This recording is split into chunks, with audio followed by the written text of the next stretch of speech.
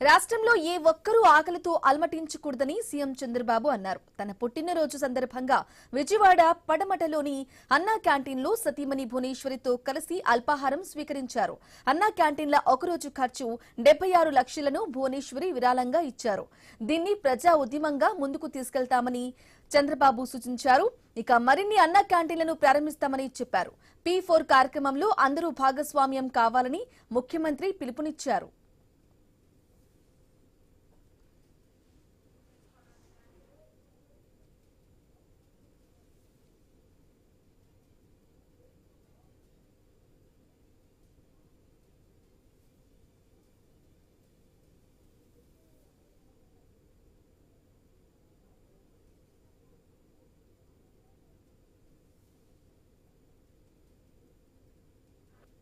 ఈరోజు రాష్ట్రంలో 269 అన్నా క్యాంటీన్లు పనిచేస్తున్నాయి.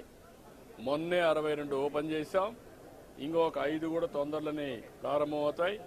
275 క్యాంటీన్ని ప్రారంభిస్తున్నాం.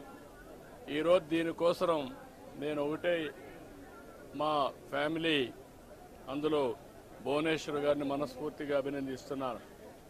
ఈరోజు నా పుట్టినరోజు సందర్భంగా 76 లక్షల రూపాయలు రాష్ట్రం మొత్తం అన్ని అన్నా క్యాంటీన్లో ఫ్రీగా 3 పూట్ల భోజనం పెట్టడానికి ముందుకు వచ్చారు. ఒక స్ఫూర్తిదాయకంగా నిలిచారు. ఈరోజు నేను ఒకటే ప్రజలందరికీ విజ్ఞప్తి చేస్తున్నా, ఇది ఒక స్ఫూర్తిదాయకమైన కార్యక్రమం. ఈ రాష్ట్రంలో ఏ వ్యక్తి ఆకలితో బాధపడుతున్నాడు అనే పరిస్థితి రాకూడదు. ఆంధ్రప్రదేశ్ అన్నపూర్ణ, ఒకప్పుడు దేశానికే అన్నం పెట్టిన